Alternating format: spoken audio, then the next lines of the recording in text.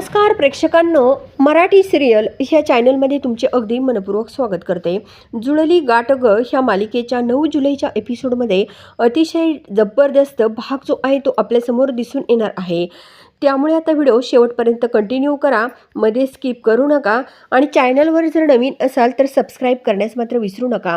चला तर वेळ वाया न घालवता व्हिडिओला सुरुवात करूयात. आता इकडे सावी जी आहे ती इकडे घराबाहेर पावसामध्ये भिजत असते आणि तिला खूप आनंद झालेला असतो. तेवढ्यामध्ये आपला हा धैर्य जो आहे तो इकडे सावीला आवाज देत असतो आणि बोलतो की सावी तुझं काय चाललंय? अगं सावी तू भिजते ना, आजारी पडशील, असं हा आपला धैर्य जो आहे तो बोलत असतो.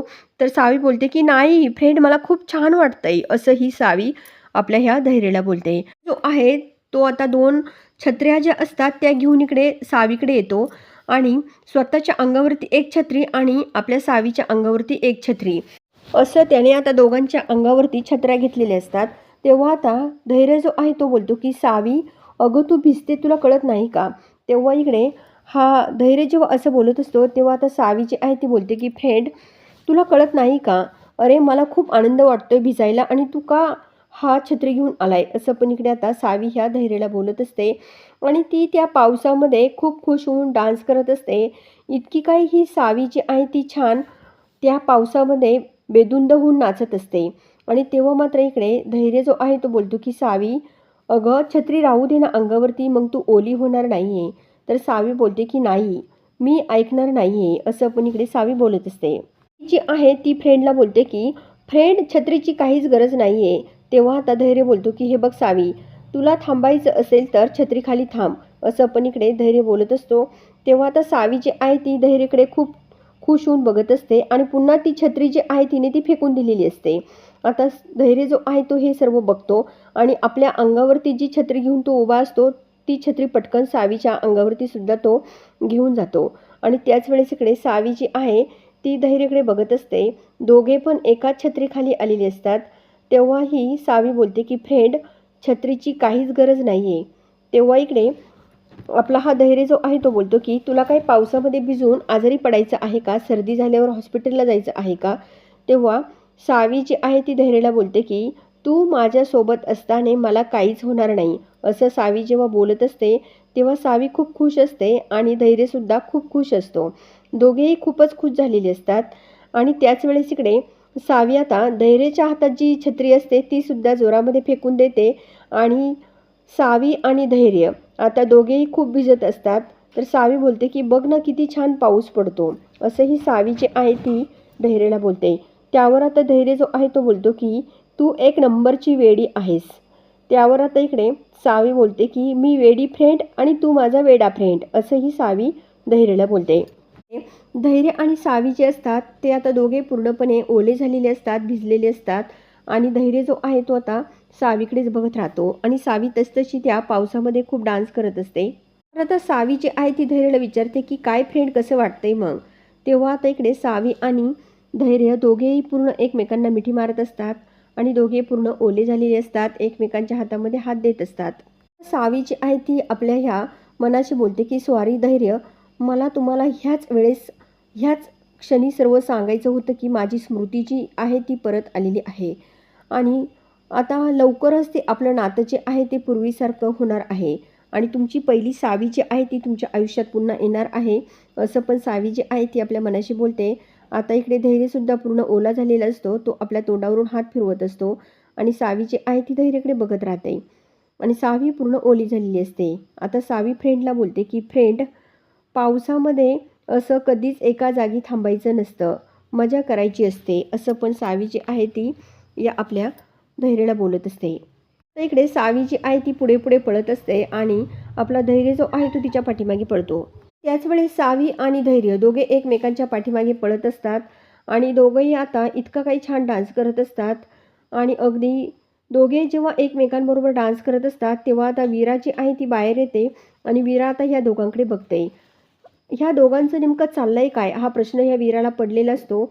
आणि असा धैर्य जो आहे तो जेव्हा सावीच्या पाठीमागे असं पावसात पळतोय हे सर्व बघून वीराचा खूप जळफळाट होत असतो. आता धैर्याने सावीला पकडलेलं असतं, धैर्याने सावीला आपल्या मिठीत घेतलेलं असतं आणि दोघे चक्क एकमेकांच्या मिठीत आलेले असतात आणि हे सर्व बघून वीराचा खूप जळफळाट होत असतो. तिला वाटत असतं की हे दोघे जवळ जवळ येऊच नये असं पण इकडे ह्या आपल्या वीराला वाटत असतं. ते दोघे इतके छान डान्स करत असतात तेव्हा आता इकडे पुन्हा सावी ही पुढे पळते आणि इकडे धैर्य जो आहे तो पुन्हा तिच्या पाठीमागे पळतो आणि तिला पकडतो. आता इकडे वीराला तर हे अजिबात बघवतच नसतं. तिला वाटत असतं की हे दोघे कसे बाजूला होतील आणि आता धैर्यने सावीला उचलून घेतलेलं असतं आणि सावी जी आहे ती आपले दोन्ही हात इकडे पावसामध्ये धरत आता खूप खुश झालेली असते आणि दोघे एकमेकांच्या मिठीत असतात. तेव्हा आता सावी पुन्हा आपल्या धैर्याला मिठी मारते आणि खूप डान्स करत असते आणि हे आता वीराला बघून तिला काय करावं आणि काय नाही असं होत असतं. आता इकडे धैर्यसुद्धा खूप छान डान्स करत असतो. त्यावर आता इकडे धैर्य जो आहे तो बोलतो की सावी आता बस झालं, आपण घरात जाऊयात. त्यावर आता इकडे सावी जी आहे ती बोलते की नाही, मला थोडंसं अजून डान्स करायचा आहे. तेव्हा धैर्य बोलतो की अगं ऐकत जा थोडंसं माझं, असं म्हणत इकडे आता इकडे धैर्य आणि सावी इकडे घरात येतात. तेव्हा वीरा जी आहे ती बोलते की अरे धैर्य, तुम्ही किती ओले झालात, इकडे या, मी तुमचं डोकं पुसते असं म्हणत इकडे टॉवेल घेऊन इकडे जेव्हा आता इकडे ही वीरा जी आहे ती या आपल्या धैर्याचं डोकं पुसायला जाते तर ही सावी जी आहे ती तिच्या हातातला टॉवेल हिसकावून घेते आणि बोलते की धैर्य माझा फ्रेंड आहे आणि मी त्याची आहे, त्यामुळे तू अजिबात मध्ये मध्ये डवळाडवळ करायची नाही, अशा शब्दामध्ये सावीने वीराची झांज उतरवलेली असते. आणि आता धैर्य जो आहे तो आतमध्ये जातो आणि सावीसुद्धा आता या धैर्याच्या पाठीमागे पळत जाते. ते साईडला एक दिवा लावलेला असतो आणि ही वीरा नेमकं तिथेच उभी असते आणि वीराची साडी जी आहे ती आता पूर्णपणे पेट घेते आणि जेव्हा हे सर्व या आपल्या सावीच्या लक्षात येतं तर सावी बोलते की काहीतरी जळण्याचा वास येतो आणि तेव्हा इकडे ही वीरा जी आहे ती बघते तर साडी तिची पेटलेली असते आणि तेव्हा वीरा जी आहे ती खूप आरडाओरडा करू लागते आणि सावी जी आहे ती तिच्याकडे बघत असते. आता सावीला खूप हसू येतं तर वीरा जी आहे ती या सावीकडे बघते आणि सावी आता खूप हसत हसतच आतमध्ये जाते. त्यावर आता वीराला थोडेसे चटके बसलेले असतात कारण ती गरम साडी जी आहे ती वीराने हातात पकडलेली असते. आता वीराला खूप राग येतो आणि वीराही खूप चिडते. वीरा जी आहे ती आपल्या मनाशी बोलते की सावी, तुझा दिवसेंदिवस खूप आगाऊपणा वाढत चाललेला आहे.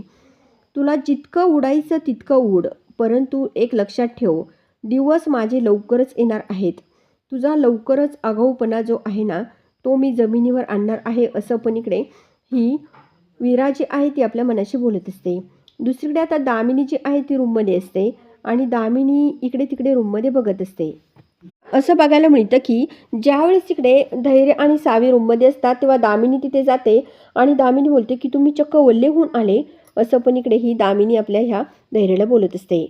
त्यावर आता इकडे हा धैर्य जो आहे तो बोलतो की अगं काय काम होतं बोल ना. तेव्हा आता इकडे ही दामिनी बोलते की थांब, इथे कुठेतरी फोन वाजतोय आणि नेमका आता ह्या सावीचा मोबाईल जो उशीमध्ये असतो तो सावीने लपून ठेवलेला असतो आणि तेवढ्यामध्ये तो फोन जो आहे तो दामिनी बघत असते की फोन वाजतोय. आता इकडे सावी खूप टेन्शनमध्ये येते. सावी बोलते की आता जर माझा फोन यांना समजला दिसला तर काय करू, असं पण इकडे ही सावी आपल्या मनाशी बोलते आणि ती खूपच घाबरते. आणि ही दामिनी जी आहे ती बेडवरच्या सर्व उशा ज्या आहेत त्या चेक करत असते नेमकं फोनचा आवाज येतोय कुठून आणि उशीच्या कवरमध्ये आता ह्या सावीने फोन ठेवलेला असतो. तेव्हा इकडे दामिनी तो फोन काढते आणि धैर्याच्या हातात देते. आता इकडे धैर्य जो आहे तो मोबाईल बघतो आणि लगेच बोलतो की एवढा काही महत्त्वाचा कॉल नाही, जाऊ दे, तुझं काय काम होतं आई सांग बरं, असं पण इकडे धैर्य आईला विचारतो. तर दामिनी बोलते की चल थोडंसं बाजूला, मला तुझ्याशी बोलायचं आहे. आता धैर्य आणि इकडे ही दामिनी दोघे इकडे साईडला येतात. दामिनी आता धैर्याला बोलते की मला कळलं की तू पोलीस स्टेशनला गेला होतास. तेव्हा आता इकडे धैर्य आईकडे बघत राहतो. सावीचं लक्ष मात्र ह्या आपल्या दामिनीकडेच असतं. त्यावर आता इकडे जो मोबाईल या धैर्याने बेडवरती टाकलेला असतो तो मोबाईल आता इकडे सावी लपवते. इकडे दामिनी बोलते की सावीच्या पप्पांच्या ॲक्सिडेंटचं काही कळलं का, असं दामिनी जेव्हा आता इकडे धैर्याला विचारते तेव्हा धैर्य बोलतो की मी गेलो होतो परंतु ते तसं काही बोललेच नाही आणि अजून एक सांगायचं, आपल्या दोघांचं जर बोलणंच झालं नाही तुला कुठून कळलं मी पोलीस स्टेशनला गेलो होतो, असं आता डायरेक्टली धैर्य आईला बोलतो. इकडे आता ही दामिनी जी आहे ती बोलते की मला सावी बोलली. त्यावर धैर्य बोलतो की अच्छा बरं जाऊ दे आई. तर आता धैर्य जो आहे तो आईला बोलतो की सावीने जे चित्र काढलं होतं ना ते मला स्टोर रूममध्ये सापडलं आणि मग ती मी पोलिसांकडे देऊन दिलं, असं पण इकडे धैर्य जो आहे तो इकडे दामिनीला बोलतो.